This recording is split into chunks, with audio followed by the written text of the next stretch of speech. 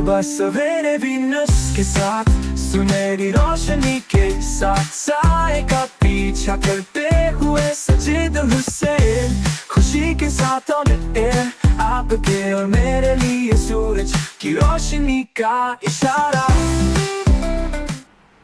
बिस्मिल्लाहिर्रहमानिर्रहीम। सुबह सवेरे में साजिद हुसैन का अस्सलामु अलैकुम। और जब सैटरडे और संडे की सुबह होती है तो साजिद हुसैन आपके लिए एक बहुत इन्फॉर्मेटिव शो लाता है और साजिद हुसैन कोशिश करता है तामीरी गुफ्तगू हो, कुछ आप सीख सकें, कुछ आपकी नॉलेज में इजाफा हो। और फिर नाउअडेज़ मैं तो बहुत हैप्पी हूँ चूँकि हमारे फील्ड मार्शल आसिम मुनीर साहब और वज़ीर आज़म मोहम्मद शहबाज शरीफ साहब ने जो सऊदी अरेबिया के साथ दिफाई मुआहदा किया है उससे न सिर्फ Pakistan, Saudi Arabia, middle east की तमाम रियासतें और मुस्लिम उम्मा की तमाम मुल्कों में खुशी की एक लहर है और होनी भी चाहिए, क्योंकि पाकिस्तान के लिए एज़ाज़ की बात है कि हम इसको लीड कर रहे हैं। हम खाना काबा के पहरेदार हैं, हम मस्जिद नबवी के पहरेदार हैं और न सिर्फ इनके पहरेदार हैं, ये हमारे लिए बड़ी सादत की बात है। और फिर तमाम मुस्लिम रियासतें भी हमारी जानिब देखती हैं कि पाकिस्तान तमाम मुस्लिम उम्मा में एटॉमिक कंट्री है और फिर अब सर सऊदी अरब भी एटॉमिक पावर हो गया है, क्योंकि इस मुआहदे में ये तय हो गया कि सऊदी अरब पर हमला मतलब पाकिस्तान पर हमला, पाकिस्तान पर हमला सऊदी अरब पर हमला। तो अब इसका मतलब ये है कि जो हमारी जितनी पावर्स है, जो हमारे न्यूक्लियर वेपन्स हैं, वो सब अब सऊदी अरब के दिफा के लिए इस्तेमाल होंगे।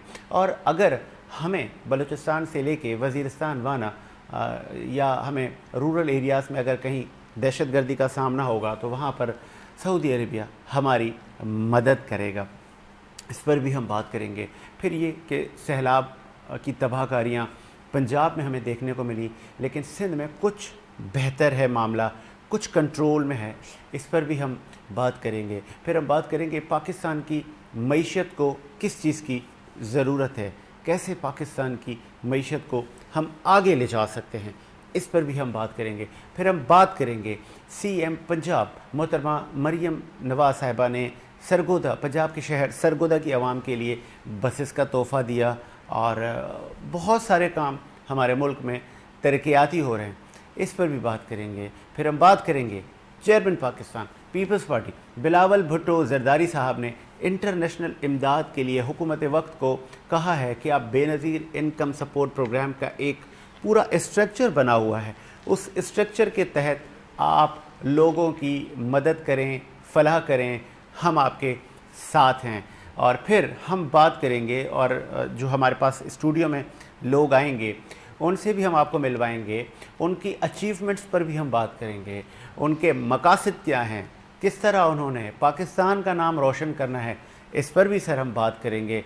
आज हमारे साथ एक लिटिल स्टार मौजूद है और वो स्टार आप शायद बिलीव करें ना करें, मैं बिलीव कर चुका हूँ और अब आप भी बिलीव करेंगे जब मैं आपको मिलवाऊँगा। आपका नाम है रानिया नईम और आप 75 बुक्स की ऑथर हैं और आगे आपने क्या क्या इस मुल्क के लिए करना है और कितनी अचीवमेंट्स आपने ले ली हैं, आज हम उस पर भी बात करेंगे। और मैं सुबह सवेरे में सबसे पहले रानिया नईम को खुश आमदीद कहूँगा। कैसी हैं आप रानिया? मैं ठीक अल्हम्दुलिल्लाह। कैसा महसूस कर रही हैं इतनी सारी अचीवमेंट लेके? बहुत अच्छा महसूस कर रही हूँ। बहुत अच्छा महसूस कर रही हैं। और उनके साथ सर ये जो जब बच्चे कामयाबी की तरफ जाते हैं, उन मंजिलों को छूते हैं, तो फिर उसमें सबसे बड़ा किरदार उनके पेरेंट्स का होता है। वो बहुत सारी कुर्बानियाँ देते हैं, बहुत सारी चीज़ों पर सेक्रीफाइस करते हैं ताकि हमारे बच्चों को इनके फ्यूचर में कोई डिस्टर्बेंस ना हो। उनका टाइम का ख्याल किया जाता है, उनकी सेहत का ख्याल किया जाता है, उनके बजट के मामलात तय किए जाते हैं, उनको उनकी पसंद की चीज़ें दिलवाई जाती हैं, हर तरह से उनकी मदद करके उनको स्टार बनाने में जो सबसे बड़ा किरदार होता है वो माँ बाप का होता है। तो हमारे साथ उनकी मदर भी मौजूद हैं, मिसेस नईम भी हमारे साथ मौजूद हैं, हम इनको भी खुश आमदीद कहेंगे। मैडम आपको भी खुश आमदीद। कैसी हैं आप? अल्हम्दुलिल्लाह। पहले चूँकि रानिया ने बहुत सारी अचीवमेंट ली है, पहले ज़रा हम आज के हीरो से बात कर लेते हैं। कब ख्याल आया रानिया कि मैं बुक्स लिखूं और किससे आप इंस्पायर हुई? अच्छा, तो ये ख्याल जो है मुझे तब आया जब मैं 12 इयर्स की थी और कोविड शुरू होने से आई थिंक 1 ईयर बिफोर। और जहाँ तक बात हो रही इंस्पिरेशन की, तो मेरा ये मानना है कि एक इंसान से इंस्पायर होना बहुत आसान है, लेकिन अगर आप किसी की इंस्पिरेशन बनते हैं तो वो बहुत मुश्किल चीज़ है। और अगर मैंने इतनी सारी अचीवमेंट्स की है तो इंस्पायर होके नहीं, लेकिन ज़रूर किसी की इंस्पिरेशन बनने के लिए की है। तो फिर किन किन मौज़ूआत पर, किन टॉपिक्स पर आपने बुक्स लिखी और सबसे ज़्यादा फेमस कौन सी बुक हुई, और फिर आप लॉन्चिंग सेरेमनी पर भी आगे जा रहे हैं? अच्छा, तो वैसे तो मैंने 75 बुक्स लिखी हैं, लेकिन मेरी जो सबसे टॉप फेमस बुक्स हैं, एक है थ्रेड्स ऑफ द फॉरगॉटन सन। ठीक है। इसकी हमने लॉन्चिंग सेरेमनी भी की थी लास्ट ईयर दिसंबर में। एंड सेकंड है डिवाइन जस्टिस। ठीक है।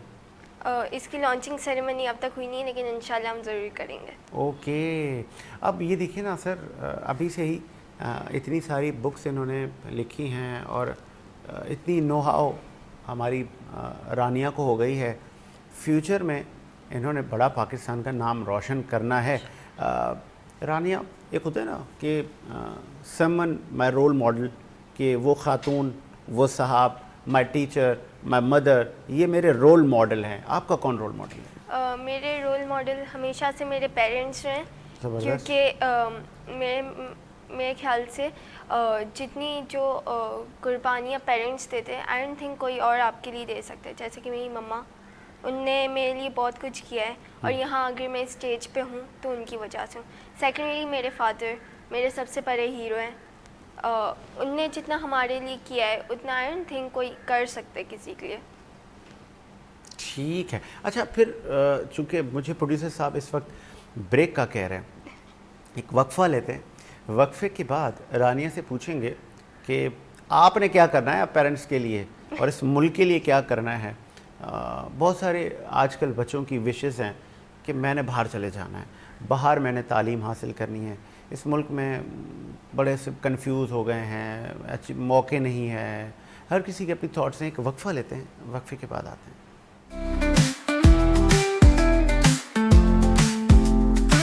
सुबह सवेरे वीनस के साथ, सुनहरी रोशनी के साथ, साए का पीछा करते हुए सजीद हुसैन, खुशी के साथ ऑन एयर, आपके और मेरे लिए सूरज की रोशनी का इशारा।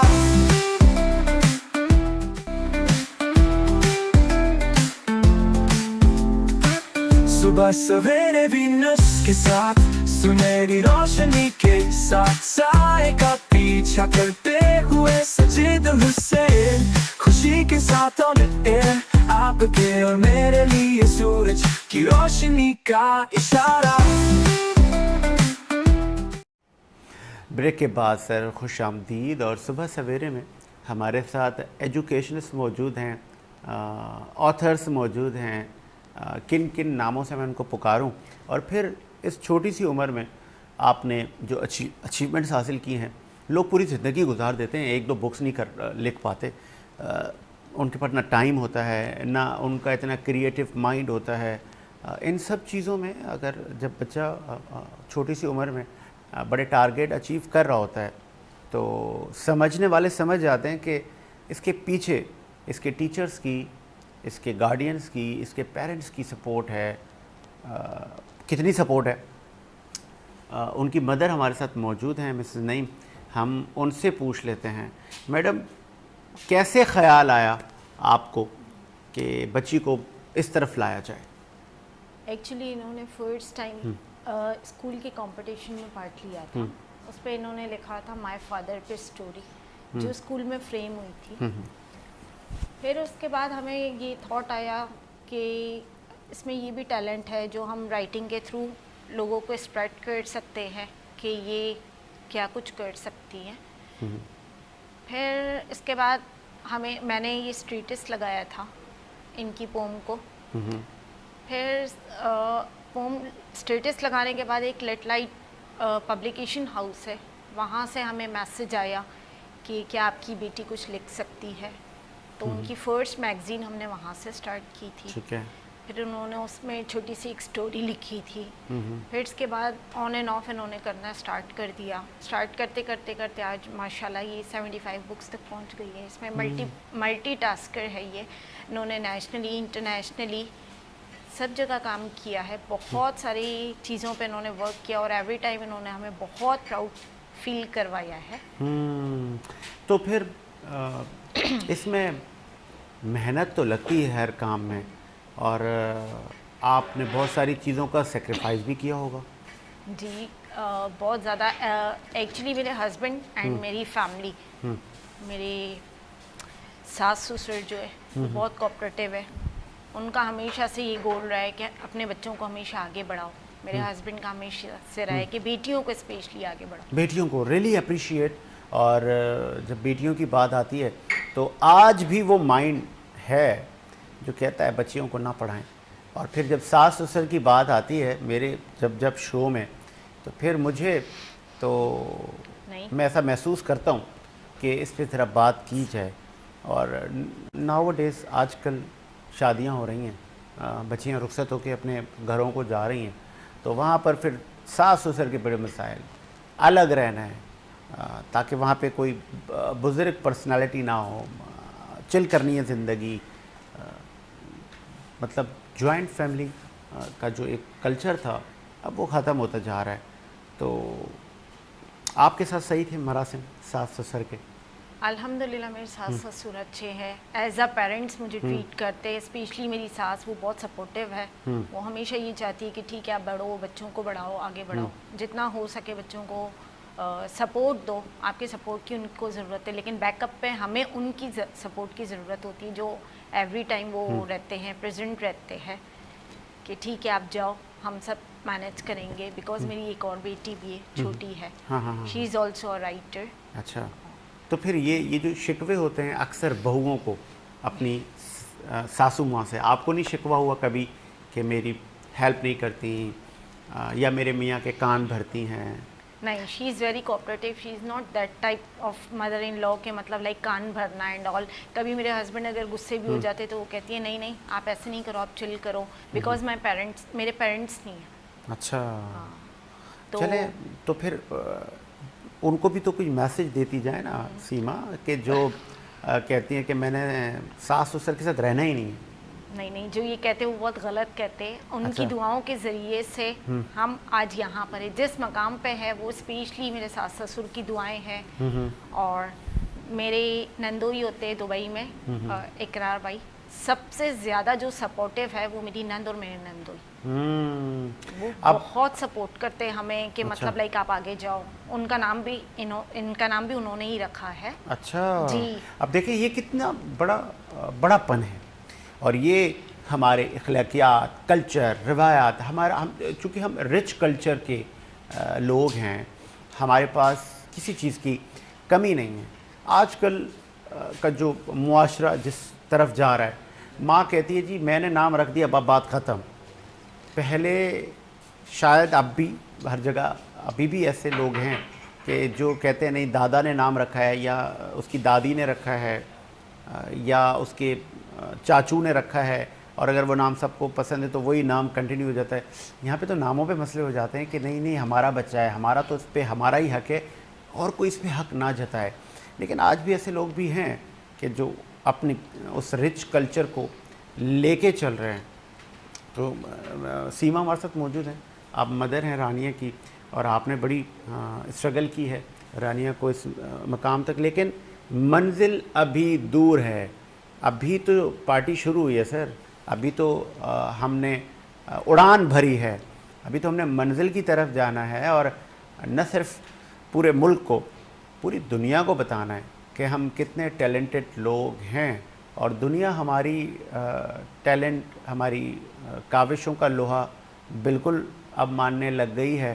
तो मिसेस सीमा, चूँकि आपने स्कूल का चुनाव करना, फिर टीचर्स की देखभाल करना या खुद से इन्वेस्टिगेट करना, बच्चों की कॉपीज़ चेक करना कि वो क्या पढ़कर आते हैं, उनका स्कूल कैसा है, फिर पेरेंट्स की मीटिंग्स होती हैं वो अटेंड करना, फिर उसके लिए सारे काम को छोड़ना, नहीं स्कूल जाना है और जाके वहाँ पे टीचर से मिलना है, उनका रवैया कैसा होता है? टीचर्स तो ऐसे बहुत अच्छी है। मैं आगा खान कम्युनिटी से बिलोंग करती हूँ और ये बच्चे मेरे जो है वो आगा खान में ही पढ़ते हैं, आगा खान स्कूल में। तो उनकी टीचर्स जो है बहुत कोऑपरेटिव है, बहुत पोलाइट है। अगर कभी इन केस कोई इशू आता है तो हम उनसे मैसेज करके बता देते कि अगर हम नहीं है तो they are like it's okay. और बहुत अच्छा है, एवरीथिंग इज़ वेरी स्मूथ, सही कभी है। कोई शिकवा नहीं रहा किसी टीचर से? तो आज शिकवा कर ही दें उससे, वैसे नहीं कर सके सामने तो चले आज इधर ही कर दें कि मुझे आपसे ये शिकवा रहा। नहीं, समटाइम्स कोई टीचर्स हाँ। ऐसे हो जाते हैं, हार्श हो जाते हैं बच्चों हाँ, के साथ, बट हाँ। उसमें भी उस टाइम हमें लगता है कि ये हार्श है, इनका वे अच्छा नहीं है, बट द एंड हमें समझ आता है कि वो वे क्यों ऐसा था। तो ऐसा मुझे कोई शिकायत नहीं है किसी से, बिकॉज के जब अगर टीचर्स अच्छे ना होते तो आज हम इस मकाम पे ना होते। ये देखिए ये बहुत बड़ी बात है कि अगर टीचर अच्छे ना होते तो शायद आज हम इस मकाम पर ना। इसको कहते हैं तस्लीम करना। सोसाइटी को इस चीज़ की बड़ी कमी है सर, हम लोग तस्लीम नहीं करते। हमें पता होता है कि हमारे सामने वाला, हमारा प्रोड्यूसर, हमारा शहजाद भाई कितना कॉम्पिटेंट है, कितना टैलेंटेड है, कितने काम करता है, हर चीज़ पे नज़र रखता है, हर चीज़ को फेस करता है। और एक आदमी 10 काम करता है लेकिन हम तस्लीम नहीं करते। हमारे में ये बड़ा मसला है। हम कहते हैं आप करते क्या हैं, आपको तो कुछ आता ही नहीं है। तो इन चीज़ों से सोसाइटी को हमने दूर करना है।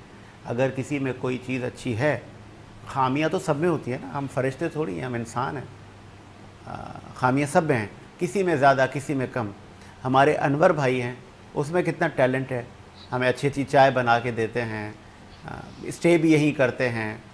तो अपने लोगों को और उनकी सर्विसेज को हमें तस्लीम करना है। एक वक्फ़ा लेते हैं और वक्फ़े के बाद हमने चाय भी पीनी है और आपसे मिलते हैं वक्फ़े के बाद।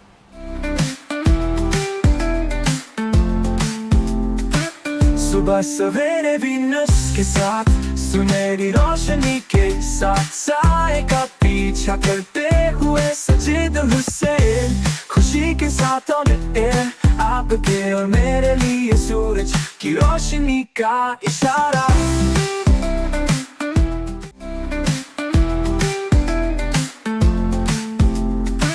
सुबह सवेरे वीनस के साथ, सुनहरी रोशनी के साथ, साए का पीछा करते हुए सजीद हुसैन, खुशी के साथ ऑन एयर, आपके और मेरे लिए सूरज की रोशनी का इशारा। वक्फ़े के बाद खुश आमदीद। और हमारे साथ जो मेहमान मौजूद हैं उनका तारुफ, उनकी जो सक्सेस जर्नी है हम उस पर बात कर रहे हैं। और रानिया हमारी लिटिल स्टार है और अब ये बहुत सारे बच्चे और बच्चियों के लिए, स्पेशली बच्चियों के लिए आप इंस्पिरेशन हैं। बहुत सारी बच्चियाँ इस वक्त आपको देख रही होंगी और बहुत सारी माएँ आपको देख रही होंगी सर, और वो माएँ अपनी बेटियों को रानिया जैसा बनाने के लिए अब तगोदो करेंगी, अब मेहनत करेंगी कि हमने अपनी बेटियों को पढ़ाना है, हमने उनको भी मुस्तकबिल का मेमार बनाना है, इन्होंने भी शाइनिंग स्टार बनना है। तो बहुत सारे मेडल्स भी गले में रानिया ने वेयर किए हुए हैं। वो किस चीज़ के हैं पूछ लेते हैं। रानिया, ये बहुत सारे मेडल्स भी आपने पहने हुए हैं, बताएं ना कुछ हमारे देखने वालों को, ये कौन सी अचीवमेंट्स हैं? अच्छा, तो इनमें से कुछ स्पोर्ट्स के भी हैं। अच्छा, लेकिन अब मुझे स्पोर्ट्स में इंटरेस्ट नहीं रहा। ठीक है। पहले था। हाँ। उसके साथ बहुत सारे मेडल्स हैं जो कि पाकिस्तान के भी और बाहर के भी हैं। ठीक है। जैसे एक ये है फर्स्ट पोजीशन का ठीक है। ओपन माइक में। ठीक है। फिर ये है कोई एक और शो होगा ठीक उसका। है। मतलब ये सारे शो कर रहे हैं आपकी अचीवमेंट्स।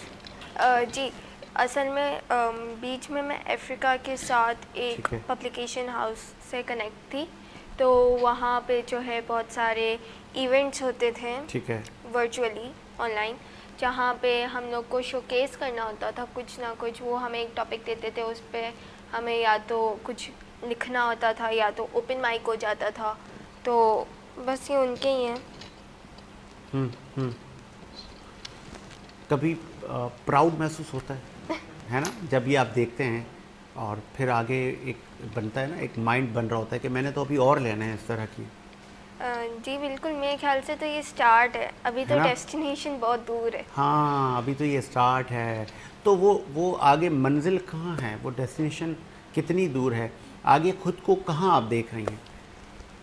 फिलहाल तो वो डेस्टिनेशन हद से ज़्यादा दूर है, अभी तो वो क्लाउड्स के पीछे छुपी हुई है। ओके, हाँ ये भी है। क्योंकि अभी तो मैं कॉलेज में गई हूँ, अभी मुझे यूनिवर्सिटी करनी है, उसके बाद फिर और चीज़ें हैं। जैसे अभी मैं कॉमर्स की स्टूडेंट हूँ, ठीक है। लेकिन मेरा मैट्रिक जो है वो मैंने CS में किया था। ज़बरदस्त। अब मैं कॉमर्स पढ़ी हूँ, आगे जाके मुझे BBA करना है, उसके साथ मुझे लिटरेचर करना है और उसके साथ साथ CS का एक छोटा सा कोर्स कर लेना है। बताएं। और उसके साथ साथ आपने अपनी कम्युनिटी की, अपने लोगों की, अपने शहर की, अपने मुल्क की खिदमत नहीं करनी? बिल्कुल करनी है। अच्छा, कैसे करनी है? अच्छे अच्छे स्टूडेंट तैयार करने हैं, उनको अच्छा लेक्चर देना है। अच्छा देखें, जैसे कि अभी जो है मैं एक जगह जॉब कर रही हूँ, वहाँ पे जो उस जगह का नाम है लिटरेसी गार्डनर्स, ठीक है? ठीक है। तो वहाँ पे जो है हम लोग वर्कशॉप्स लेते हैं, हर चीज़ करते हैं। तो वहाँ से मैं बहुत सारे लोगों को इंस्पायर कर रही हूँ कि अगर आप में टैलेंट है तो आप शोकेस कीजिए। ठीक है। प्लेटफॉर्म्स बहुत सारे, अगर आप अपॉर्चुनिटी का वेट करेंगे तो अपॉर्चुनिटी चल के नहीं आती, आपने चल के उसके पास जाना है। ज़बरदस्त। अच्छा, कोई फेवरेट टीचर? देखिए ना, मुझसे भी अगर आप पूछेंगे तो बहुत सारे टीचर मेरी लाइफ में आए, अभी आपके बहुत सारे टीचर आने हैं आपकी ज़िंदगी में, लेकिन अभी तक के आपने मैट्रिक किया, किसको नंबर 1 पर आप रखेंगे? अभी आपके लिए बड़ा मुश्किल होगा कि अगर मैंने समवन का नाम नंबर 1 पे रख लिया तो बाकी मेरी टीचर्स नाराज़ हो जाएं, लेकिन बनता है ना, किसी का तो बनता है नंबर 1। अच्छा, तो नंबर 1 पे एक्चुअली डिवाइड हुआ है, क्योंकि मैं अभी कॉलेज भी आ गई हूँ और अभी मैं फर्स्ट ईयर में हूँ। तो अब वो जो चीज़ है वो डिवाइड हो गई है कि स्कूल से जो है मेरे 2 टीचर्स में नंबर 1 पे थे। सबसे पहले तो सर वकील, जिन्हें मुझे इस्लामियात पढ़ाई थी। ठीक है। अब तो वो रिटायर हो गए, बट स्टिल हम कनेक्टेड हैं। ठीक है। और सेकेंडली हमारी जो PSG की मिस थी, मिस इरम, वो मेरी बहुत फेवरेट थी, क्योंकि टू बी वेरी ऑनेस्ट मेरी PSG इतनी कुछ खास अच्छी नहीं थी, लेकिन उनने जिस तरीके से हमें पढ़ाया, मदर की तरह उनने हमें ट्रीट किया, तो फिर मेरे प्रीलिम्स में 48 आ गए थे 50 में से। ज़बरदस्त। और अब कॉलेज में आके भी मिस इरम ही एक हमारी, लेकिन वो हमें अकाउंटिंग पढ़ा रही, और वो भी हमारी बहुत अच्छी टीचर है। वो हमें कहती भी हैं कि मैं आपकी सोल मॉम हूँ, और वो एक्चुअली हमें वैसे ही ट्रीट करती है जैसे हम उनके बच्चे हैं। जिस तरीके से वो हमारी हर चीज़ का ख्याल रखती हैं। ओके, तो अकाउंटिंग बड़ा बोरिंग सब्जेक्ट बहुत सारे लोगों के लिए होगा, और बहुत सारे टीचर्स को ये क्रेडिट जाता है कि वो उसको इंटरेस्टिंग तरीके से बच्चों को पढ़ाते हैं, ताकि बच्चे मुझे याद है हमारे इंग्लिश के टीचर हुआ करते थे, हिज नेम सर महमूद, और तब जब हम स्कूल में थे तो हमारे लिए इंग्लिश ग्रामर बड़ा मसला होता था। हम कहते थे ले भाई फंस गए, अब तो हमें डांट भी सुनने को मिलेगी, और फिर हम बड़ा कंफ्यूज होते थे इंग्लिश ग्रामर में। जब हम स्कूल में थे, जब साजिद स्कूल में था, बड़े कंफ्यूज होते। फिर ऐसा हुआ कि सर महमूद आए और हमें पता चला कि इंग्लिश के टीचर आ गए, उनका नाम सर महमूद है। अब सर महमूद ने कहा कि मैं आपको पढ़ाऊँगा English text plus English grammar. तो हमने कहा ले भाई अब पता नहीं क्या होगा, पहले फ़ीमेल टीचर्स थी उनसे, अब ये मेल टीचर आ गए, अब पता नहीं है अब हमें क्या होगा। और सुबह सुबह वो आते थे, और इस वक्त हमें टेलीफोन लाइन पे ज्वाइन किया है अब्दुल्ला हबीब साहब ने, और स्ट्रेटेजिक अफेयर पर आप की बड़ी अच्छी ग्रिप है, और आप चेयरमैन हैं जवानाने पाकिस्तान के। सर खुश आमदीद कहेंगे अब्दुल्ला साहब। जी अस्सलाम वालेकुम। ऑडियो बढ़ाइएगा काइंडली प्लीज़। अब्दुल्ला साहब, बहुत अच्छा और ऐसा मुआहदा हुआ है सऊदी और पाकिस्तान के दरमियान कि जिसको न सिर्फ पाकिस्तान बल्कि मिडिल ईस्ट की कई रियासतें और मुस्लिम उम्मा इसको बड़ी अच्छी नज़र से देख रहे हैं, लेकिन कुछ अभी भी ऐसे नाकदीन हैं जो कि कह रहे हैं कि इससे पाकिस्तान की मईशत को तो कोई फ़ायदा नहीं होगा, ये तो जस्ट दिफाई मामलात हैं, पाकिस्तान का बड़ा मसला तो मईशत है। कुछ बताएंगे सर? बिस्मिल्लाहिर्रहमानिर्रहीम, बहुत शुक्रिया। देखिए, मईशत जो है वो दुनिया में अगर आप देखें, तुर्किया की मईशत है, बहुत बड़ी मईशत है, और उसका ज़्यादा इन्हिसार जो है उसकी दिफाई जो ज़रूरियात जो दुनिया की वो पूरी करता है उसके ऊपर मुनसर है। दूसरी जानिब जो है आपकी अंदरूनी ज़रूरियात जो हैं जिसके लिए आप अपना सरमाया बगैर मुमालिक में भेजते हैं, अपना जो ज़र मुबादला है उसकी शक्ल में जो है वो आप दुनिया के अंदर बेचते हैं, ज़ाहिर है। फिर इसके अलावा चाइना है, चाइना जो है वो अपनी दिफाई इंडस्ट्री से पैसा बनाता है। अमेरिका खुद सबसे बड़ा उनका इन्हिसार जो है उनकी दिफाई इंडस्ट्री के ऊपर है। इसलिए ये मेरे ख्याल में ये बात तो एक बिल्कुल शायद बहुत ही कमज़ोर सोच की मालिक है।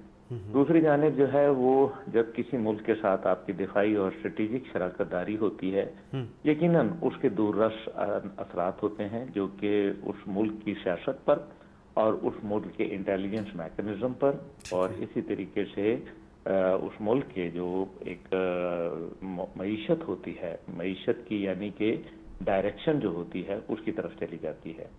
अब आप देख लीजिए कि अमेरिका जो है वो उसने सऊदी अरब से जब डोनाल्ड ट्रंप पहली दफ़ा सदर बने थे तो उस टाइम पे तकरीबन 383 बिलियन डॉलर का जो है डिफेंस बजट जो एग्रीमेंट था वो साइन किया था। तो अभी ये लोग जो कोई ये कह रहे हैं कि जी इससे कोई फ़र्क नहीं पड़ेगा, तो आप खुद मुझे बता दें कि अगर पाकिस्तान का जो दिफाई बजट इस टाइम पे 7 बिलियन डॉलर है और अमेरिका जिसका जो सऊदी अरब जिसका अभी डिफेंस बजट जो उन्होंने इस साल के लिए मुख्तस किया है वो 78 बिलियन डॉलर है, और रीजन के अंदर जितने ममालिक हैं जो गल्फ रीजन के अंदर उनकी जो इस टाइम पे तादाद है जो डिफेंस बजट की वो 125 बिलियन डॉलर है। तो अगर अब भी कोई ये समझता है कि जी इससे कोई फायदा नहीं होगा तो मेरे ख्याल में बेहतर ये है वो अब ये आपने का इलाज कराएं। हाँ बिल्कुल, रियली अप्रिशिएट कि आपने बड़ा डिटेल से बताया। ये भी बताइएगा, एक सवाल ये भी किया जा रहा है कि हमें बलूचिस्तान से लेके रूरल एरियाज़, शुमाली एरियाज़ में दहशतगर्दी का सामना है, उसमें जाहिर सी बात है बड़ा पैसा लगता है, बड़ा फंड जाता है, हमारी बड़ी एनर्जी जा रही है, हमारे जवानों की शहादत हो रही है, उसमें हमें सऊदी अरब से भी सपोर्ट मिलेगी? देखिए, सऊदी अरब से ऐसे बराह रास्त सपोर्ट तो इसलिए नहीं मिल सकती क्योंकि सऊदी अरब का जो काउंटर टेररिज्म में कोई ज़्यादा एक्सपोजर नहीं है। उसके मुकाबले में पाकिस्तान जो है मेरे ख्याल में दुनिया में सबसे ज़्यादा जो काउंटर इंसर्जेंसीज को और काउंटर इंटेलिजेंस को देख रहा है वो पाकिस्तान उसका फेस कर रहा है। हमारे यहाँ मुल्क में दहशतगर्दी जो है 74% उसके अंदर इजाफा हुआ है। अभी हालिया इंस्टीट्यूट ऑफ स्ट्रेटेजिक स्टडीज की रिपोर्ट आई है। उससे पहले जो निगरान वजीर आजम थे अनवारुल हक, उन्होंने ये कहा था कि 66% दहशतगर्दी में इजाफा हुआ जब से अमेरिका गया। अब देखने की बात इसमें यह है कि अमेरिका अपना 10 बिलियन डॉलर का असला अफगानिस्तान में दानिस्ता तौर पे छोड़ के चला गया। नतीजा जो है वो आपके सामने है। वो असला जो है अब मुस्तकिल जो है दहशतगर्द। अच्छा, यहाँ पे सॉरी फॉर इंटरप्ट, आपने एक बड़ा ऐसा सेंटेंस कहा कि तो मैंने रोकना, आपने कहा अमेरिका ने दानिस्ता तौर पर वो वेपन छोड़े हैं। इससे तो फिर खित्ते में मज़ीद दहशतगर्दी होगी जिसके सबसे ज़्यादा ज़िद में हम हैं। फितना हिंदुस्तान भी हमारे पास और मुतादिद दहशतगर्द हम लोग आए दिन हम उसको फेस कर रहे हैं। तो इंटरनेशनली ये चीज़ें हम लोगों ने उठाई हैं, इसका कोई हमें आउटपुट भी मिला है? अब्दुल्ला, देखिए बात यह है कि दानिस्ता मैंने बहुत सोच समझ के बोला है। कोई एक आध बंदूक, कोई 2-4 गोलियां, ये नहीं है। 10 बिलियन डॉलर का पाकिस्तान के दिफाई बजट 7 बिलियन डॉलर है और आप जो है वो 10 बिलियन डॉलर का असला छोड़ के जा रहे हैं। बताएं। ये दानिस्ता नहीं है तो और फिर मैं इसको क्या कहूँ कि ये मुलेके में चला गया है। दूसरी बात जो है खित्ते के अंदर आप देखें कि अभी उन्होंने जो BLA और मजीद ब्रिगेड को दहशतगर्द करार दिया है, बहुत अच्छी बात है, ये हमारी खारजा पॉलिसी की एक कामयाबी है। लेकिन दूसरी जानिब अगर हम इसका तकाबली जायजा लें तो एक मुल्क है जो मतलब आप दहशतगर्द करार देते हैं अमेरिका, क्या वो इन तमाम दहशतगर्दों के सोशल मीडिया अकाउंट बंद करता है? जवाब है नफी में। क्या इन लोगों को जो फाइनेंस करते हैं उनको जो है वो गिरफ्त में लेता है? जवाब फिर नफी में है। सफरी पाबंदियां आयद करता है? जवाब है नफी में। सही। जो इनकी क़यादत बरामदाह मुफ्ती की शक्ल में जनीवा में बैठी है, क्या उसको गिरफ्तार किया जाता है? फिर जवाब नफी में। क्या बात है, बिल्कुल ऐसा ही है। इसी तरीके से आप देख लें कि जितनी भी सोशल मीडिया के ऊपर हाकाल जैसी, जो कि BLA की एक तर्जुमान वेबसाइट है, वो चल रही है और उस पर आए दिन दहशतगर्दाना कार्रवाइयों को बड़े फखरी अंदाज में पेश किया जाता है। क्या उनको कोई पूछता है? इसी तरीके से गौरव आर्या जो है वो दहशतगर्दों की सपोर्ट में भारत का मीडिया और चंद ऐसे जो दहशतगर्द जहन वाले लोग हैं वो आए दिन दहशतगर्दों की तारीफ करते हैं, BLA को सपोर्ट करते हैं, BLR को अब यहाँ पे सॉरी फॉर इंटरप्ट, अब आपने जो सपोर्ट की बात की है ना सर अब्दुल्ला साहब, तो मुझे फिर पाकिस्तान में पॉलिटिकल स्टेबिलिटी एक बड़ा मसला रहा है। अब पेशावर में पाकिस्तान तहरीक इंसाफ जलसा करने जा रही है कमिंग वीक में, और फिर अक्सर उस बड़े अवामी इज्तिमात में इश्तिहाल अंगेज़ तकारीर हमें सुनने को मिलती हैं जिससे फिर अफरा तफरी का माहौल पैदा होता है। इसके लिए क्या करना होगा? वो कौन कदावर लोग हैं कि जो अफाम व तफहीम के साथ अपोजिशन का भी एक क्राइटेरिया तय होगा कि भाई आपने रियासत को मुकद्दम रखना है। सिर्फ सियासत तो तभी होगी ना जब रियासत का वजूद होगा, या रियासत के लिए आपकी कोई एक स्टेटमेंट किसी दुश्मन को तो खुश नहीं कर रही कहीं। देखें, एक बात मेरी बहुत गौर से सुनिएगा। जब से पाकिस्तान और सऊदी अरब का एक मुआहदा हुआ है, सही, और इससे पहले पाकिस्तान जो है वो भारत को जो है वो एक जिसको कहते हैं फैंटी लगाई है। हाँ। उसके बाद से और इसराइल को बराह रास्त ईरान और इसराइल जंग में चैलेंज किया है। तब से जो है वो पूरी दुनिया बिलखसूस अमेरिका के अंदर एक तशवीश की लहर दौड़ गई है। क्योंकि इन दोनों ममालिक भारत और इसराइल का डैडी जो है वो अमेरिका है। हाँ। और जाहिर है अपने बच्चों को सपोर्ट करने के लिए वो हर मुमकिन कदम करेगा। अब एक न्यूक्लियर पाकिस्तान को इंडिया से तो वो पिटवा नहीं सके अल्हम्दुलिल्लाह, बल्कि मामला उलट हो गया। बिल्कुल ऐसा। इसलिए अब जो है वो आपको FATF के जो बाजू हैं उनमें जकड़ने की कोशिश करेंगे, आप पे और आपकी दिफाई इंडस्ट्री पे पाबंदियां लगाने की कोशिश करेंगे। एग्रीड। आपके ऊपर जो है वो सिफारती पाबंदियां आयद करने की कोशिश करेंगे। आपके मिसाइल प्रोग्राम के ऊपर जो है कोई नुक्ता उठाएंगे, और साथ ही साथ जब ये सब मुमकिन नहीं होगा तो आपकी सियासी जो एक खलफशार अंदर मुल्क में जानबूझकर मगरिब की ईमा और भारत की ईमा पर पनप रहा है उसको जो है वो सपोर्ट करेंगे। आप बहुत जल्द देखेंगे कि मुल्क के अंदर जो एक सियासी अदम इस्तेहकाम है, जुडिशल अदम इस्तेहकाम है, वो परवान चढ़ेगा। और उसके जरिए पाकिस्तान, क्योंकि बाहर से तो अल्हम्दुलिल्लाह हम बाहर के दुश्मन का मुंह तोड़ते हैं, लेकिन अंदरूनी जब हम देखेंगे, और इसी तरह से आज़ाद कश्मीर के अंदर जो है वो एक सियासी अदम इस्तेहकाम एक्शन कमेटी के जरिए और दीगर इस किस्म के लोगों के जरिए चलाया जाएगा। ये है उनका सीधा साधा प्लान। उसके लिए हम कितने तैयार हैं ये भी कैटेगरी बताएं मुझे। प्रोड्यूसर ब्रेक का कह रहे हैं, हम लोग कितनी निशानदेही कर रहे हैं? हमारे इंटेलिजेंस इदारे वो कहते हैं ना उनको सब पता होता है कि कौन कहां से ऑपरेट हो रहा है। जी बिल्कुल, इसमें कोई शक शुबा नहीं है। इंटेलिजेंस इदारों का काम होता है निशानदेही करना, और जहां जिसकी गिरफ्त करना होता है वो भी उसका एक तरीका मौजूद है। लेकिन मसला यह है कि क्या सियासी लोग जो हैं वो गैर मुमालिक के दौरे और अंदरून मुल्क सिर्फ इस्लामाबाद की हदूद के अंदर रहते हुए क्या वो तमाम चीज़ें कर पा रहे हैं? क्या खैबर पख्तूनख्वा के अंदर कोई मौजूदा जो हमारी हुकूमत और उसके नुमाइंदगान हैं, क्या उनके लोग खैबर पख्तूनख्वा में कोई एक मुतबादल सोच पैदा करने की कोशिश की है उन्होंने? तो इसका जवाब तो नहीं नजर आ रहा। बलोचिस्तान है तो आपके हाथ से जो है वो बिल्कुल सियासी हाथों से निकल चुका है। और बलूचिस्तान के अंदर जितनी भी सियासी क़यादत है वो आपको सिर्फ कोयटा शहर के रेड जोन से आगे नहीं निकलती हुई नजर स्ट्रांगली एग्रीड। आप मुझे अगर कोई एक भी सबूत हो तो मुझे दिखा दीजिए। बिल्कुल ठीक है। खैबर पख्तूनख्वा का आलम यह है कि असर की नमाज के बाद से लेके फजर की नमाज तक जो है वो दहशत गर्दों का आधे से ज्यादा सूबे पे राज है। तो ये सिर्फ सिक्योरिटी फोर्सेस पे अगर छोड़ा जाएगा और अदारों की कैपेसिटी बिल्डिंग नहीं की जाएगी, नेशनल एक्शन प्लान के ऊपर मुकम्मल अमल दरामद नहीं किया जाएगा, 16 नुकात जो कि देखिए ना, अब राहील शरीफ साहब के दौर को गुजरे हुए भी 10 साल से ज्यादा अरसा हो गया।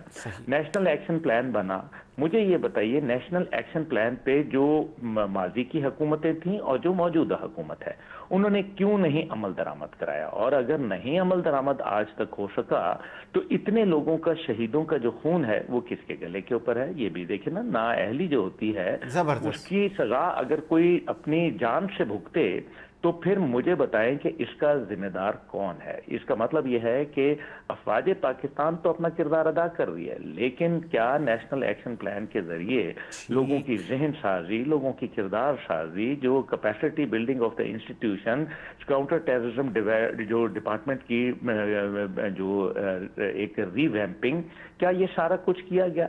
तो नहीं किया गया। तो फिर ये देख लें, ये तो फिर सिर्फ अफवाज अफवाज और अफवाज, जलजला हो तो अफवाज, सैलाब हो तो अफवाज, कोई कुदरती आफत हो तो अफवाज, दहशत गर्दों से, इंडिया से, इजराइल से लड़ना हो तो अफवाज। तो ये लोग क्या कर रहे हैं ये बताइए ना, सिर्फ ये फोटो सेशन करने आते हैं।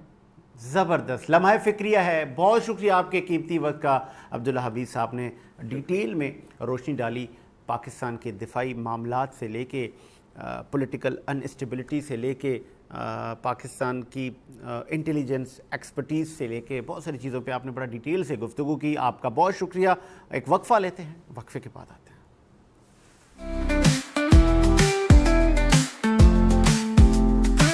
सुबह सवेरे वीनस के साथ, सुनहरी रोशनी के साथ, साए का पीछा करते हुए सजीद हुसैन, खुशी के साथ ऑन एयर, आपके और मेरे लिए सूरज की रोशनी का इशारा।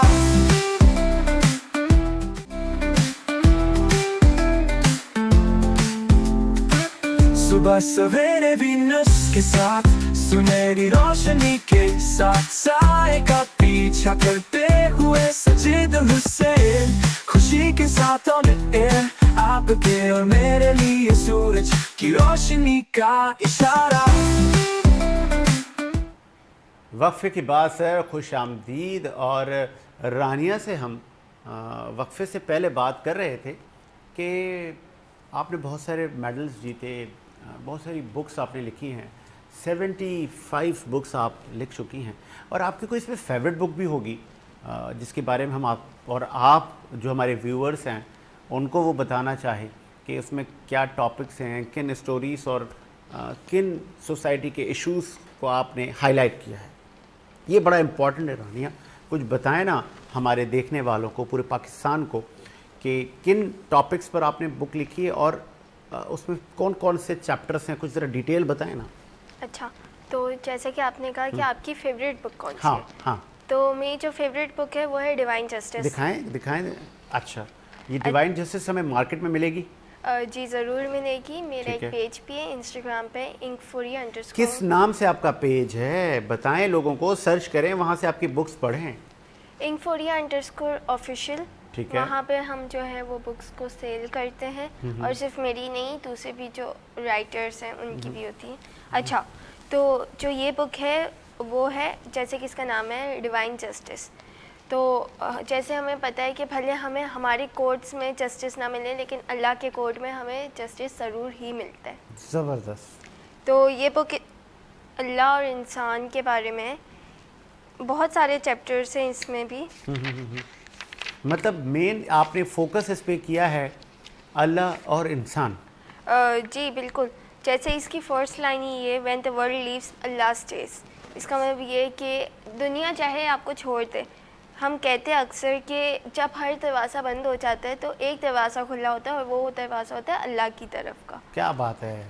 देखें, ये उन्होंने बता दिया कि जो डिवाइन जस्टिस है, बहुत सारे लोग हमारे जो इंसाफ के डोर्स हैं या जिनके हाथ में इंसाफ का तराजू है, अगर वहाँ से वो मायूस हो जाते हैं तो फिर वो अल्लाह ताला की तरफ देखते हैं और उस पर उम्मीद होती है, ट्रस्ट होता है कि यहाँ से मुझे इंसाफ मिलेगा, और बिल्कुल इंसाफ मिलेगा, क्यों नहीं मिलेगा। बीइंग अ मुस्लिम हमारा ये अकीदा है, हमारे ट्रस्ट है कि अल्लाह की ज़ात बेहतरीन इंसाफ करने वाली है। और कौन सी बुक हैं वो भी रानिया से पूछते हैं। एक तो आपने बुक बताई, दूसरी? अच्छा, और दूसरी बुक जो है वो है थ्रेड्स ऑफ द फॉरगॉटन सन। बताएं। अच्छा, ये बुक जो है इसका जॉनरा ओपन था। इसमें आपको बहुत सारे चैप्टर्स मिलेंगे और उन चैप्टर्स में ये एक्चुअली एक मोटिवेशनल बुक है। ठीक है। क्योंकि हमें इसका लॉन्च करना था, लॉन्च इवेंट करना था, तो मैंने सोचा क्योंकि अब हम लोग का नाम ऐसे ही ख़राब है कि हम जेंजी है तो हम कुछ भी करते हैं, लेकिन हम ये नहीं देखते कि अगर आप हिस्ट्री देखें तो जितना डिप्रेशन, जितनी एंजाइटी जेंजी में उतनी तो थी नहीं कभी। हमने हर चीज़ ही देख ली, हमने कोविड देख लिया, हमने वॉर देख ली, हमने हर चीज़ देख लिया, अब एलियन ही देखना बाकी है। क्या बात है, ऐसे ही। तो बस ये एक मोटिवेशनल बुक है कि हमें कभी भी अगर कुछ नहीं मिलता, कोई अपॉर्चुनिटी ऐसी है जिसका हम इंतज़ार कर रहे थे कि हमारी साइड आए और वो हमारे हाथ से चली जाती है, तो वो नहीं है कि हमें सैड होके बैठ जाना है कि नहीं यार अब तो हो गया, अब तो कुछ नहीं है। अपॉर्चुनिटीज़ दुनिया पूरी भरी हुई है, बस एक वक्त है।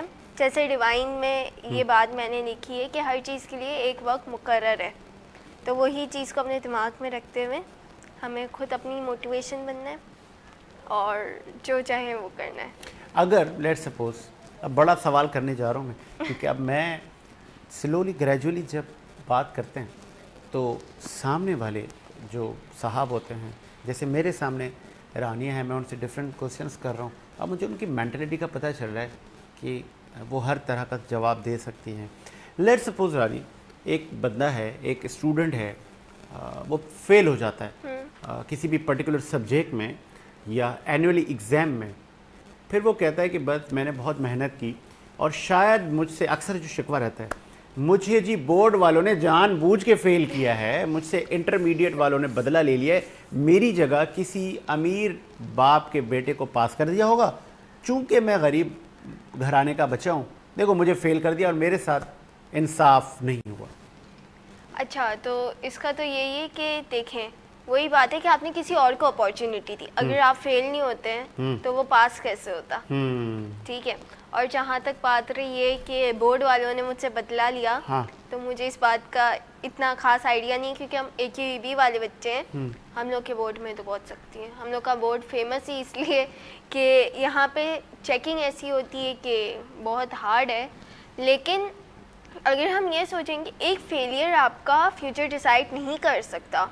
कितने लोग हैं जो पढ़ाई छोड़ देते हैं, जो फेल हो जाते हैं, स्टिल वो हमसे बहुत आगे होते हैं। अब बहुत ऐसे डॉक्टर्स हैं जिनने हर चीज़ की, जैसे हमारी कॉलेज में हर दूसरा टीचर एक डॉक्टर है, लेकिन उनको अपना पैशन फॉलो करना था, जिस वजह से वो टीचर बन गए।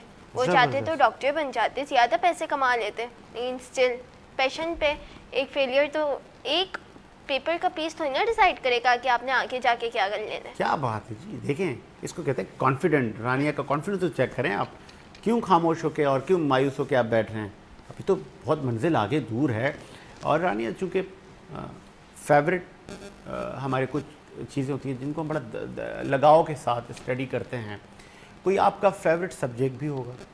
अच्छा, क्योंकि आज मैं लिटरेचर की वजह से आई हूँ, मुझे लिंग्विस्टिक सब्जेक्ट्स बहुत पसंद है। मुझे वैसे तो मैं हर सब्जेक्ट पढ़ लेती हूँ, ऐसी बात नहीं है, मैथ्स को छोड़ के। ओह सेम यार। आज तक मुझे मैथ समझ में नहीं आई थी, और बस मैं इसी एक सब्जेक्ट में ही आज तक शायद कमज़ोर हूँ। और मैथ्स अगर देखा जाए तो मेरे मार्क्स अगर गिरते हैं कभी, तो वो मैथ्स की वजह से गिरते हैं। और जो बच्चे मैथ्स में अच्छे होते हैं, मैं तो उनको बड़ा ऐसे गौर ऐसे देख रहा होता हूँ, ये कौन लोग हैं यार, है ना, मुझे तो नहीं समझ में आ रहा। इक्वेशन समझा के टीचर बेचारे थक गए, लेकिन वैसे गुजर रही हैं। नहीं, तो वही है कि मैं अब मुझे शौक चढ़ा कि मैथ्स में ऐसा किया है जो मैं नहीं कर सक रही। अब मैं हर सब्जेक्ट में A+ ला रही हूँ, तो मैथ्स में क्यों नहीं आ रहा? जबरदस्त। तो मैंने कॉमर्स ले लिया ये देखने के लिए कि मैथ्स ऐसा है क्या जो मुझे समझ नहीं आ रहा। ये चीज़ सर, अब तो अकाउंटेंट पढ़नी है ना, अब तो अकाउंटिंग में तो सब कुछ बिजनेस सीखना है, आगे बिजनेस लेडी बनना है इन्होंने, आगे फिर बिजनेस एडमिनिस्ट्रेशन पढ़नी है, तो बहुत सारी आगे अचीवमेंट्स आपने हासिल करनी है। फिर पाकिस्तान स्टडीज़ का आपने जिक्र किया था, और बहुत सारे लोग कहते हैं जी बड़ा बोरिंग सब्जेक्ट है PhD। फिर जब आप आगे जाएंगे तो पाकिस्तान अफेयर्स आप लोग पढ़ेंगे, तो मेरा तो सर ये फेवरेट टॉपिक था और आज तक है। मुझे अच्छा लगता है पूरी दुनिया के बारे में पढ़ना, जनरल नॉलेज लेना, और स्पेशली पाकिस्तान के बारे में पढ़ना कि जिस हम कंट्री में रह रहे हैं उसका कॉन्स्टिट्यूशन किसने बनाया, क्या क्या पैरामीटर्स हैं, कौन कौन से लॉज हैं। कोई चैप्टर याद है आपको? कोई स्पेशल कि ये मेरा चैप्टर था, मुझे बड़ा याद है, या उस टीचर का समझाना मुझे याद है जो उन्होंने एक्सप्लेन किया था?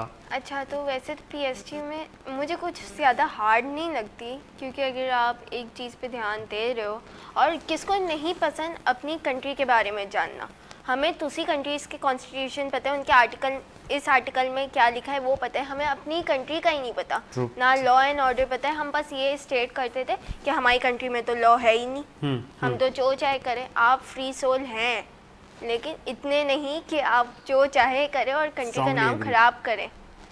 तो हमारी मिस ने जो है हम लोग को आर्टिकल 101 पर आया था, वो बहुत अच्छे से, भले मुझे वो आर्टिकल पूरा याद नहीं है, लेकिन वो बहुत अच्छे से पढ़ाया था, और मतलब हर चीज़ याद है।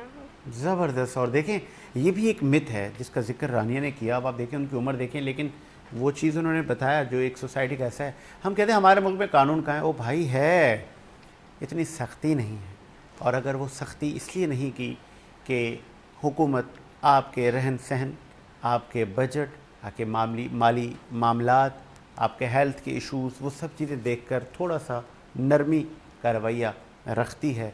अलबत्ता हर चीज़ इस मुल्क में है। एक वक्फ़ा लेते हैं, वक्फ़े के बाद आते हैं। सुबह सवेरे वीनस के साथ, सुनहरी रोशनी के साथ, साए का पीछा करते हुए सजीद हुसैन, खुशी के साथ ऑन एयर, आपके और मेरे लिए सूरज की रोशनी का इशारा।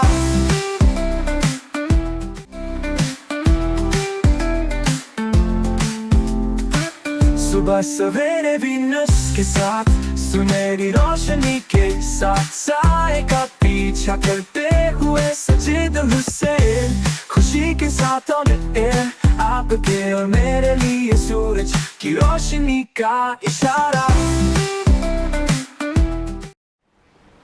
वक्फे के बाद खुश आमदीद, और रानिया और उसकी वालदा हमारे साथ मौजूद हैं, और वो बता रहे हैं कि किस तरह हम लोगों ने रानिया को सक्सेस करने में अपना रोल अदा किया और कर रहे हैं। आज वीनस एंटरटेनमेंट पर बैठे हैं, कल हमने पाकिस्तान के किसी बड़े निजी चैनल पर जाके बैठना है और अपनी एक्सपर्टीज़ बतानी है, अपनी जो सक्सेस स्टोरी है वो बताने हैं, अपने मकसद बताने, और इस मुल्क के लिए हमने बहुत कुछ करना है, इस पाकिस्तान का हमने नाम रोशन करना है। और चूँकि माँओं की बड़ी ज़िम्मेदारी होती है, और फिर अक्सर हमारे इस सोसाइटी को कहा जाता है ये मर्दों का मुआशरा है, यहाँ पे बेटियों को ना पढ़ाया जाए।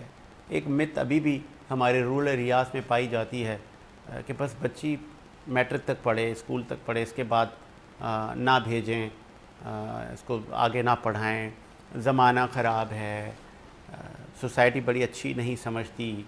सर ये बहुत पुरानी हो गई अब बातें। अब हमारी जो बच्चियां हैं, हमारी जो वुमेन्स हैं, हमारी ख़वातीन हैं, सर वो जेट उड़ा रही हैं, सही है, और जितनी भी फील्ड्स हैं वो उसमें अपना लोहा मनवा रही हैं। वो मर्दों के शाना बशाना इस मुल्क व मिल्लत के लिए काम कर रही हैं। बहुत सारी ख़वातीन, मुझे अगर आप चलें पाकिस्तान की ही बात कर लें ना, जिस हम जहाँ रह रहे हैं, कहते हैं सबसे पहले आप अपने घर को तो देखें। हमारे इस मुल्क में फ़ातिमा जिन्ना अपने भाई के साथ शाना बशाना रही, इस मुल्क की फाउंडिंग में उनका बड़ा किरदार है, इस मुल्क को बनाने में। फिर राना लियाकत का बड़ा किरदार है, फिर मोहतरमा बेनज़ीर भुट्टो का बड़ा नाम है। आप 2 बार फॉर्मर वज़ीर आज़म रही और आपने फर्स्ट वुमेन बैंक का इनकाद किया। आज भी वो बैंक है जो कि स्पेशली ख़वातीन का बैंक है सर। आपने लेडी हेल्थ वर्कर प्रोग्राम का इनकाद किया। ये कितने बड़े प्रोग्राम हैं। देखिए वो भी तो एक खातून थी ना, तो उसको पता था कि ख़वातीन के इश्यूज़ क्या हैं, औरतों के मसाइल क्या हैं, और वो सबसे ज़्यादा वो खातून ही समझ सकती है। तो हमने बढ़ चढ़ कर अपनी बहनों को, अपनी बच्चियों को सपोर्ट करनी है ताकि वो भी सोसाइटी में कुछ कर जाएं, और हमारी सपोर्ट के बगैर वो शायद उस मंजिल तक वो न पहुंच सकें। जिस तरह रानिया को पूरा ख़ानदान, सिर्फ माँ बाप नहीं, अब मुझे पता चल रहा है ना, पूरा ख़ानदान उनको सपोर्ट कर रहा है। तो पूरे ख़ानदान की सपोर्ट से जब भी अपनी मंजिल तक पहुंच जाएंगी, फिर वो भी एक दिन इसी ही सोच को आगे लेके चलेंगी। एक लेगेसी हो जाती है ना, तो जो आपके बड़ों ने आप में दी होती है, फिर वही ट्रांसफ़र हो रही होती है सारी चीज़ें। सीमा, बहुत सारी चीज़ों का सेक्रीफाइस करते हैं ना पेरेंट्स, अपनी विशेस को मारना पड़ता है बच्चों को आगे तालीम में, तरबियत में कोई कमी ना रह जाए। उनकी हम हर छोटी बड़ी ख्वाहिश को पूरा करने के लिए मेहनत करते हैं, जस्तजू करते हैं। आगे आपने क्या प्लान किया हुआ है, क्या आपके टारगेट्स हैं कि मैं अपनी बेटी को इस मकाम पर देखना चाहती हूँ? जी, मेरा जो फर्स्ट टारगेट था वो तो आज अचीव हो गया माशाल्लाह। अब सेकंड टारगेट ये है कि मैं इसको और ज़्यादा आगे आगे बढ़ते हुए देखना चाहती हूँ। मैं एक पहाड़ों की चोटियों तक ले जाना चाहती हूँ, खास अपनी बेटी को। और मैं दूसरे पेरेंट्स को भी ये मैसेज दूंगी कि अपनी बेटियों को इसी तरीके से आगे बढ़ाएं, उनको मोटिवेट करें। इट्स नॉट अबाउट कि आप क्या चाहते हैं, इट्स ऑल अबाउट कि आपका बच्चा क्या चाहता है। हमने हमेशा यही कहा कि आप क्या चाहते हो, आप अपना पहले बताओ, फिर हम बताएंगे हम क्या चाहते हैं। हमने कभी भी इनको रोका नहीं, टोका नहीं कि ये नहीं करो, ये नहीं करो, मामा यहाँ जाना है, इसमें पार्ट लेना है, ओके गो जाए। और ये सिर्फ मेरे बस में नहीं था कि मैं अकेली ये स्टेप लेती। Obviously family, grand parents, father और फैमिली। और मैं यहाँ एक और बात कहती जाऊँगी, इनके फादर जो है वो मतलब लाइक मेरे जेठ हैं, इनके बड़े पापा है वो कनाडा में होते हैं, इनकी ममा है वो कनाडा में है। बट उनका जो सपोर्ट है बैकअप पे ऑल द टाइम कि आप लोग करो, अगर कुछ इशू है तो हम काम करेंगे। और उन्होंने बचपन से ही, आज मैं मैसेज दूंगी मेरे जेठ जिठानी को कि आज इस स्टेज पे मैं उनको मिस कर रही कि अगर वो होते और वो देखते कि आज उनकी छोटी सी रानिया के स्टेज पे बैठी है। और आई थिंक ये हमारी फैमिली में फर्स्ट होगी बच्ची जिन्होंने ग्रैंड लॉन्चिंग की थी बुक की।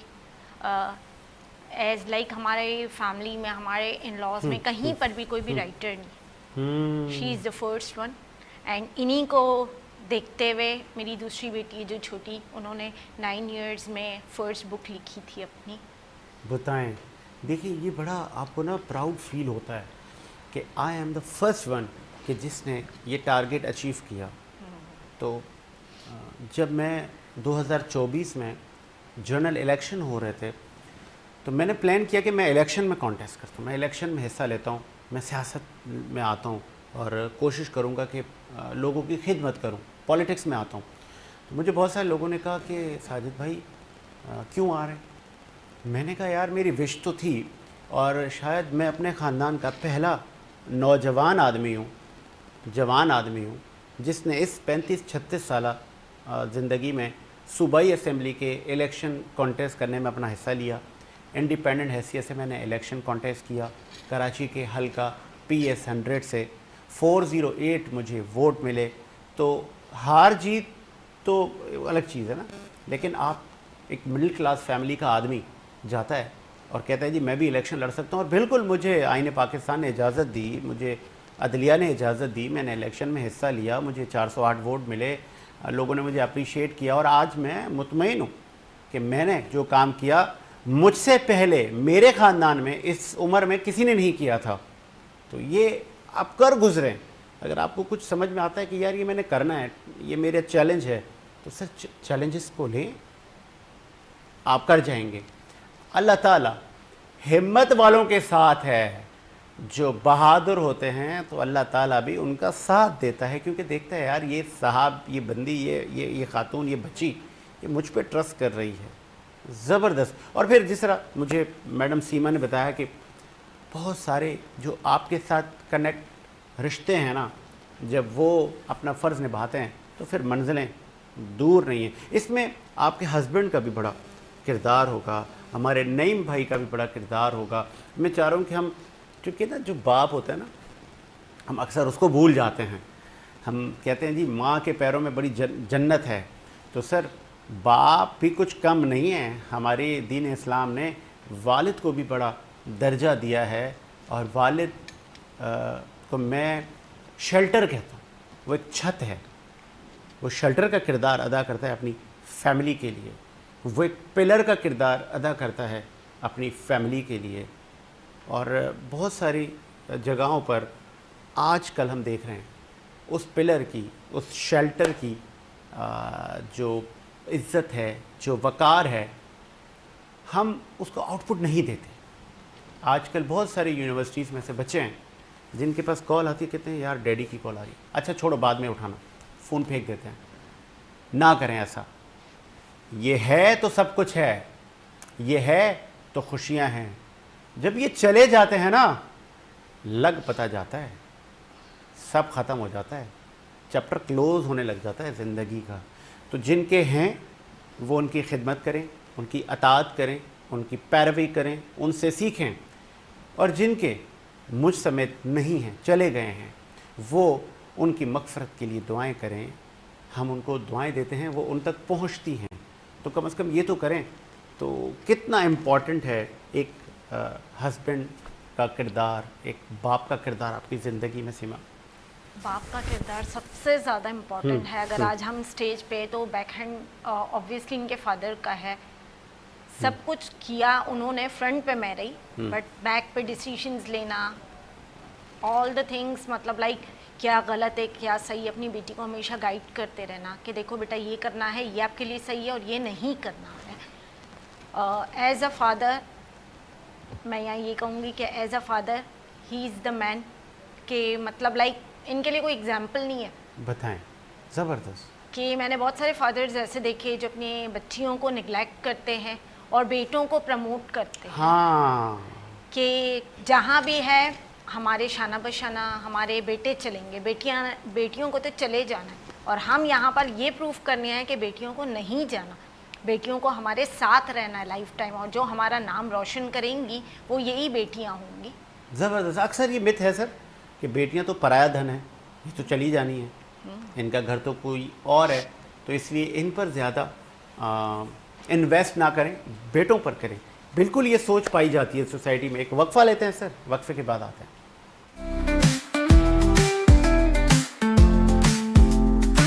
सुबह सवेरे वीनस के साथ, सुनहरी रोशनी के साथ, साए का पीछा करते हुए सजीद हुसैन, खुशी के साथ ऑन एयर, आपके और मेरे लिए सूरज की रोशनी का इशारा।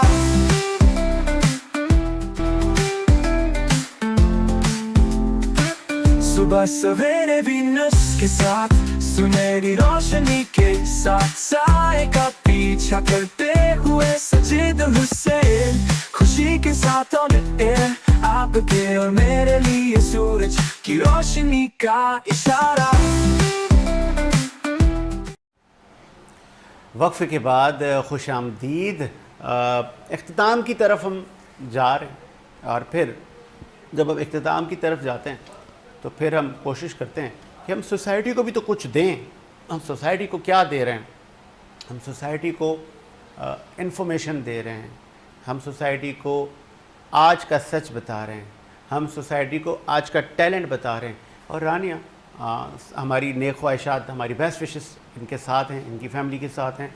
इन्होंने पाकिस्तान के लिए बहुत कुछ करना अभी बाकी है, ये बहुत कुछ करेंगी, जो इनकी मेहनत देख रहा हूँ। अम्मी का तो आपने ज़िक्र किया, अब्बू का जिक्र आपने अभी नहीं किया। अब्बू ने कितना आपको कामयाबी में और इस ट्रैवल में साथ दे रहे हैं? अच्छा, तो मेरा हमेशा से एक चीज़ होती है कि जिस चीज़ से मम्मा कभी कभार जेलस भी हो जाती हैं। अच्छा, हाँ, कि जितना हाँ। प्यार मैं पापा को करती हूँ शायद से उतना किसी को नहीं करती। ज़बरदस्त। तो मतलब मेरे ख्याल से अगर आप कोई मकाम पे होते हो, आप कोई अच्छी जगह होते हो, तो अगर वहाँ आपके साथ कोई आपकी बैकबोन बन के खड़ा होता है ना, तो वो आपके पापा होते हैं हमेशा से। अब जैसे मेरा कोई भाई नहीं है, सही। हम 2 बहनें, और जिस तरीके से हमारे पापा हमें रखते हैं, ऐसा लगता नहीं है कि उनने कभी ये सोचा भी होगा कि मुझे एक बेटा चाहिए, मुझे ये चाहिए, मुझे वो चाहिए। मुझे याद है, मुझे मेरे टाइम का तो ऑब्वियसली नहीं पता, लेकिन जब मेरी छोटी बहन बॉर्न हो रही थी शरीना, तो तब पापा हमेशा अल्लाह ताला से दुआ करते थे कि अल्लाह मुझे इस बार भी बेटी देना, मुझे बेटा नहीं चाहिए। बताएं, देखें, ये बहुत बड़ी बात है।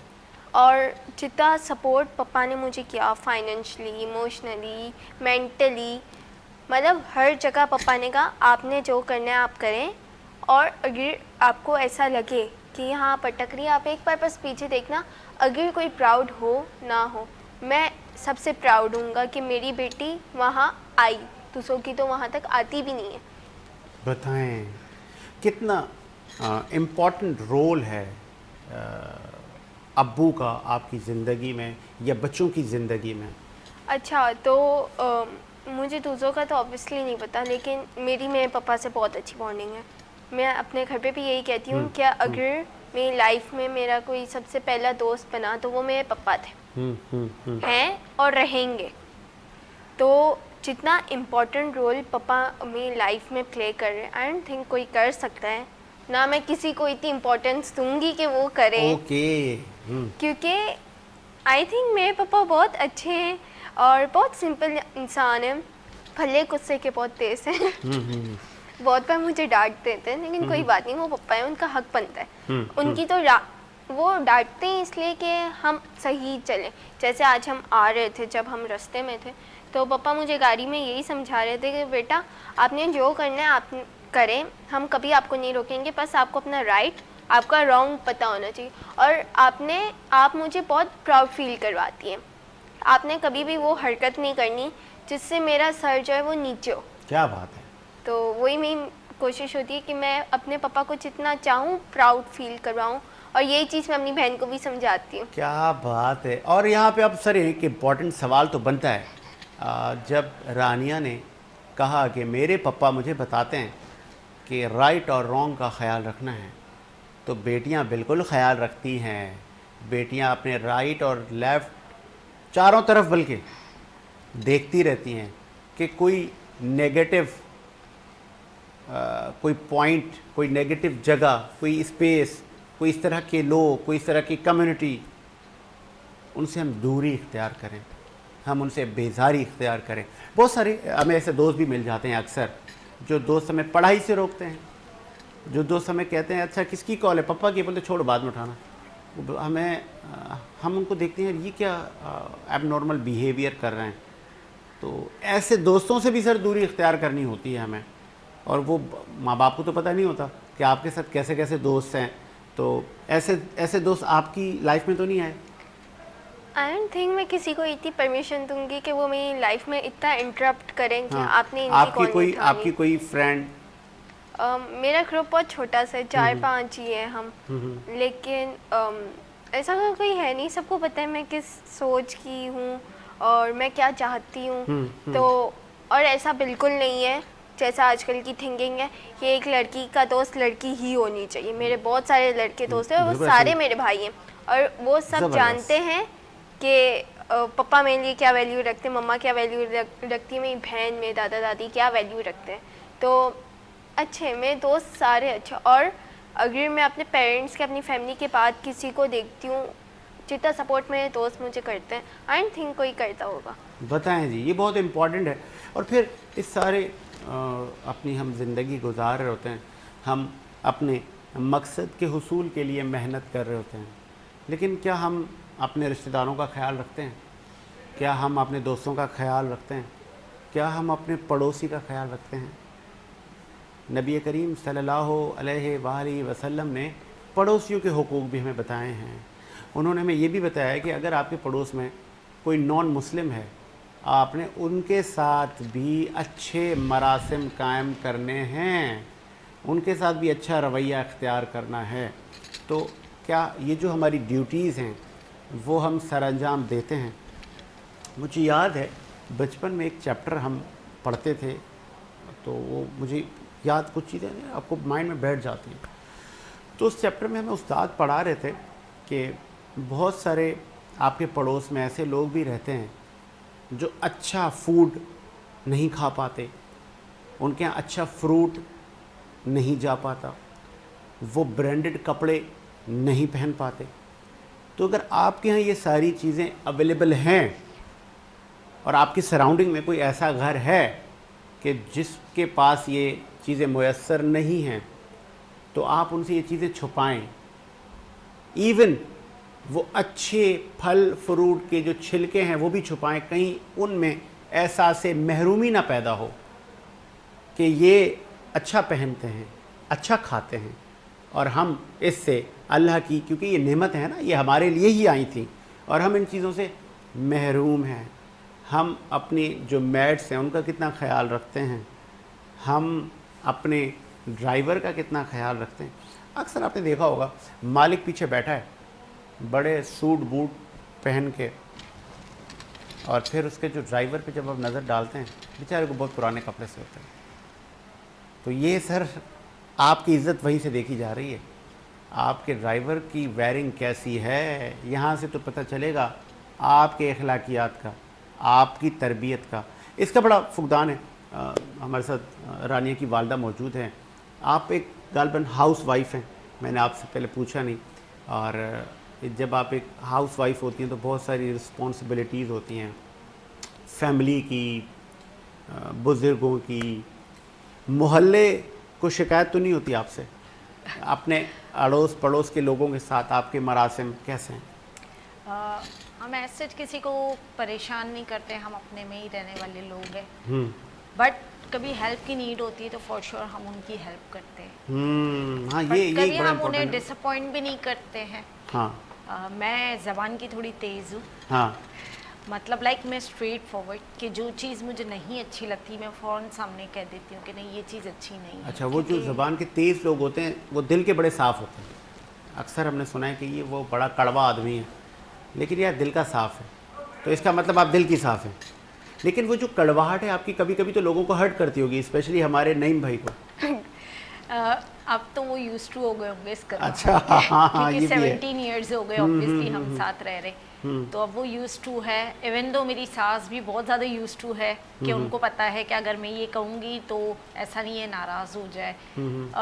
वो बहुत काइंड सी लेडी है वो, मतलब लाइक मुझे नहीं लगता कि मैं अपनी सास के साथ रह रही हूँ।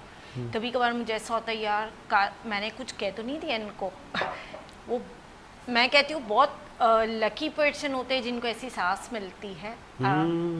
मेरी सास बहुत अच्छी सास है, मतलब लाइक दूसरों की सास और नंदे और फुप्पियाँ बड़े होता है, पप्पा उनको मसाइल होते देखते हैं। हुए, हाँ, जी, हाँ। तो ये अपने फुप्पो के साथ ऐसे कुछ रहते हैं, अपने कभी बड़े पप्पा के कभी साथ। खाना बना दिया आपने तो वो सास को अच्छा नहीं लगा? खाना मेरी सास बनाती है। अच्छा, अभी तक माशाल्लाह। जी। बताएं, ये तो फिर बड़ी, मुझे सुन के तो बड़ा अच्छा लगा। अक्सर बहुएं कहती है कि अब हम आ गए हैं, अब आप किचन से दूरी इख्तियार करें, है ना? जी, और मेरी सास ये कहती है कि जब तक मेरी ज़िंदगी है तुम किचन से दूर रहो, अपने बच्चों का करो, मैं अपना खुद देखूंगी। बताएं, ऐसे लोग भी हैं और रियली अप्रिशिएट के आप अपनी कम्युनिटी को, अपने बच्चों को लेके चलते हैं, और यही हमारा जो रिच कल्चर है हमें तरबियत देता है। एक वक्फा लेते हैं, वक्फे के बाद आते हैं।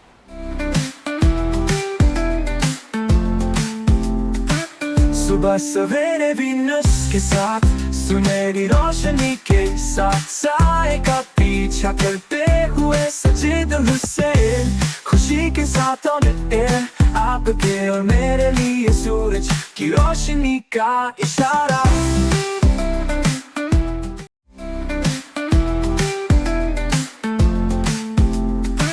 सुबह सवेरे वीनस के साथ, सुनहरी रोशनी के साथ, साए का पीछा करते हुए हुए सजे दिल से, खुशी के साथ ऑन एयर, आपके और मेरे लिए सूरज की रोशनी का इशारा। वक्फे के बाद खुश आमदीद। और चूँकि आखिरी हमारा सेगमेंट है और आखिरी सेगमेंट में हम पसंद नापसंद भी पूछेंगे और बड़ा कैटेगरिकली पूछेंगे रानिया से। रानिया, आप का कोई फेवरेट क्रिकेटर, मैं क्रिकेट नहीं देखती। कोई फेवरेट सिंगर बहुत सारे। बताएं, first, second and third. Atif Aslam ठीक है। और तलविंदर। किस सिंगर का गाना अच्छा लगता है सिंग करना? किसी का भी नहीं?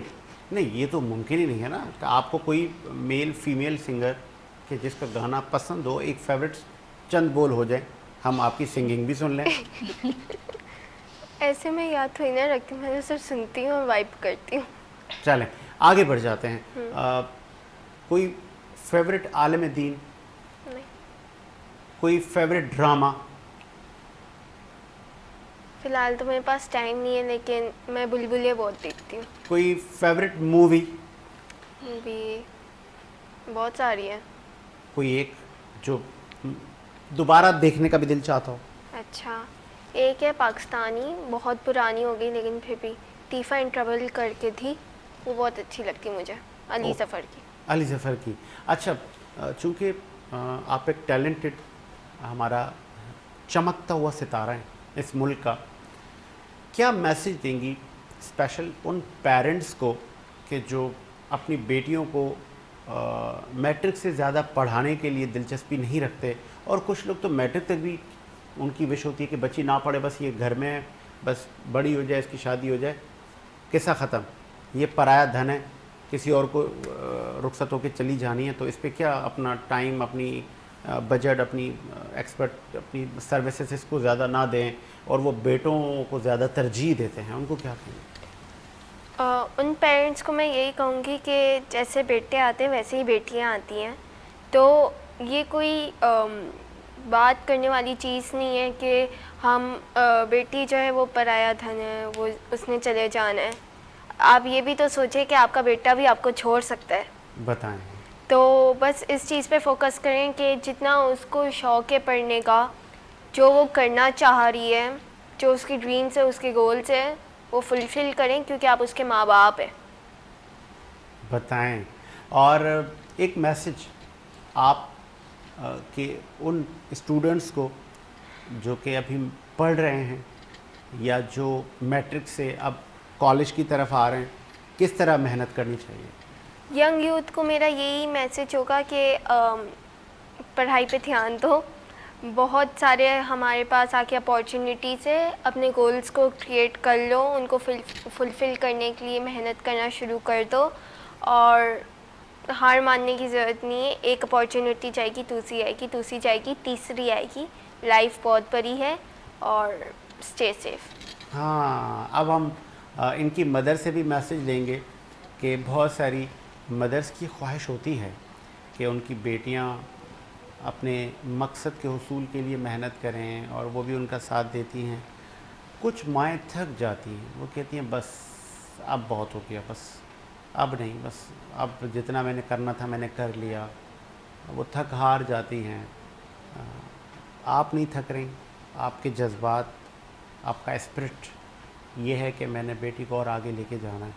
क्या मैसेज देंगी मैडम?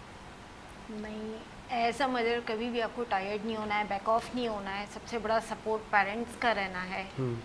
बेटा या बेटी जो भी, स्पेशली बेटियों को ज़्यादा सपोर्ट दें क्योंकि उन्हें आगे चले जाना है। बेशक वो आगे जाए बट एक अच्छी तरबियत और तालीम के साथ वो आगे जाए। मैं सबसे अच्छा ये मैसेज देना चाहूँगी। और एंड कभी भी ये ना सोचे कि बस अब बच्चे बड़े हो गए, अभी नहीं, हमारी सपोर्ट की ज़रूरत नहीं है। आज हम यहाँ पर है, फिर भी हम ये सोचते नहीं यार अगर काश हमारे पेरेंट्स होते और वो ये देखते तो उनको क्या फीलिंग्स होती, कितना प्राउड होता कि आज मेरी बेटी, मैं भी एक बेटी हूँ, आज मैं भी इस स्टेज पे हूँ। तो कहीं ना कहीं हो सकता है कि पीछे कहीं ना कहीं मेरे हस्बैंड के बाद मेरी मदर का रोल भी हो इनके पीछे। कोई ज़िंदगी में कभी आपको रिग्रेट रहा? बहुत सारी चीज़ों में। बताएं ना, एक आध तो बताएं। रिग्रेट तो मुझे ये रहा कि मेरी मदर जो है उनकी डेथ हो गई है 3 इयर्स पहले।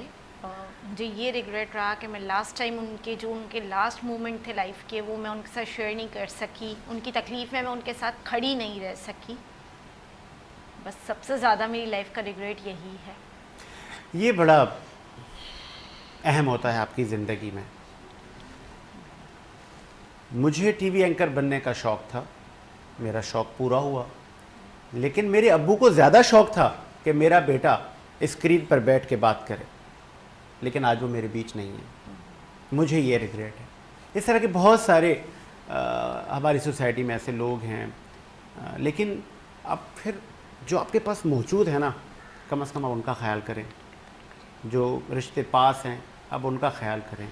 तो आज मुझे जब अचीवमेंट्स मिलती हैं तो मुझे अब्बू याद आते हैं। तो कोशिश करें कि जो मौजूद हैं उनमें खुश रहें, जो चले गए उनके लिए दुआएं करें। हमने भी चले जाना है, हम तो वैसे ही सब मुसाफिर हैं, अपनी अपनी मंजिलों तक पहुंचेंगे। वो शेक्सपियर ने कहा था ना कि इंसान एक एक्टर है, अपना कैरेक्टर करके चले जाएगा। इसी उम्मीद के साथ मेरा मुल्क शाद आबाद रहे। साजिद हुसैन को इजाज़त दीजिए। अल्लाह हाफ़िज़।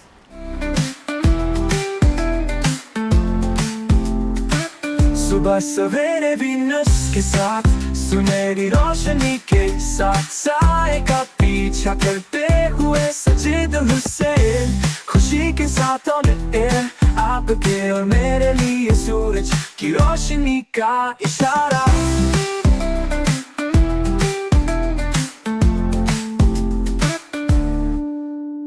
दरख्तों में परिंदे गुनगुनाते हैं, नर्म ठंडी और पूरा सुकून हवा का झोंका। चाय का एक कप, इतनी छोटी मुस्कुराहट छुपाने के लिए।